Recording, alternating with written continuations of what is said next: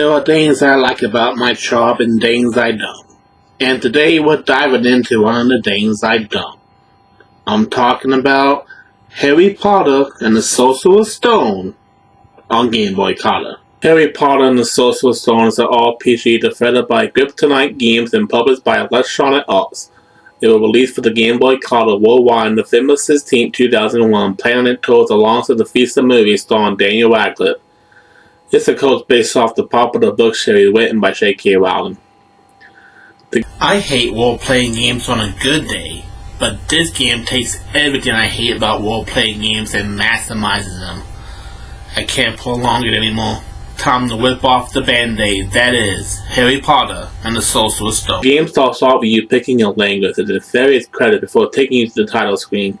Once you select New Game, you're taken to Diagon Alley where the player controls Harry Potter. Unlike to play this in 1 and 2 games that has voice acting, we have traditional death scrolls here with avatars that are interesting to say the least.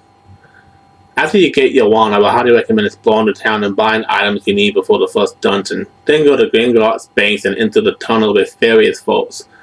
Harry, being the klutz he is, ships loses sight of Hagrid and the gnomes, so you're on your own looking for them. This is where the game shows you its unforgivable curses. See what I did there? First off, the battle system is fairly straightforward. You have your attack, which includes a list of spells, famous lists or wizard call, which once collected can do different things, items, and flee. But this is a type of RPG that rewards tedious grinding, and I mean it. There's no press A to win feature in this game. If you're not shaning, saying your prayers, and taking your vitamins, you're not even going to get past the first boss. And yes, I could not get past the first boss. Random encounters are a little more fist than just every few steps of battle. You see the blue object and you touch it and you end up in an encounter, where you can either face the enemy or run away. In the early NPC and Diagon Alley inventory, you're not the one for everything, or you can't beat the tougher enemies that come later. Boy, was that it was a shoot.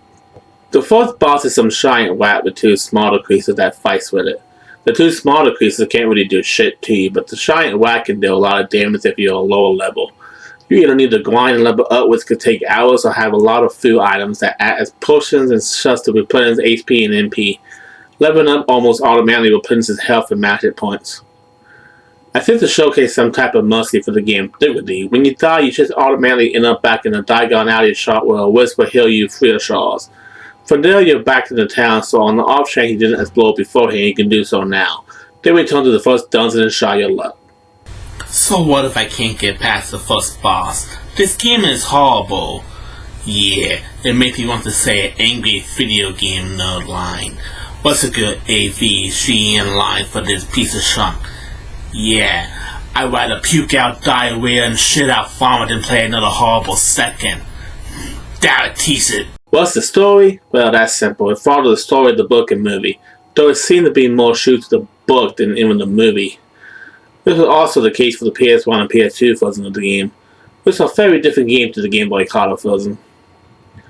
Graphics look like somebody puked out a bag of pistols on the screen and forgot to wash them. They aren't really that polished and it's pixelated as all get out, but hey, it's the Game Boy Color. What can you expect? Sound and music, they're decent given the limitation of the Game Boy Color sound chip. Hearing that classic Harry Potter score in 8-bit music glory is kinda cool, though lacking.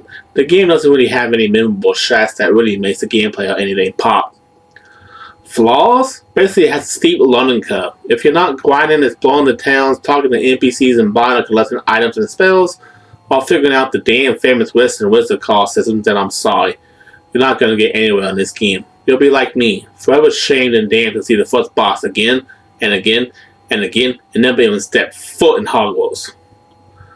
Overall, this game is diarrhea of the mouth and constipation of the brain. I'd rather shower in sewers and brush my teeth with baking soda than play another minute of this toaster in 8-bit. It makes Nightmare on Elm Street look like a fun, enjoyable time on Nintendo. Maybe I'm just bitter. It was the first of its kind. They were trying something new to tear it apart from the PS1 and PS2 version. I can respect that. It's not terrible. I just don't like RPGs, unless it's Final Fantasy. I give this time a simple 5 out of 10. Well, that was a waste of my time. As always, don't forget to give me a thumbs up, and I'll see you again next week as I tackle another book to game adaptation, this time on the Game Boy Advance. Like I always say, ta-ta for now.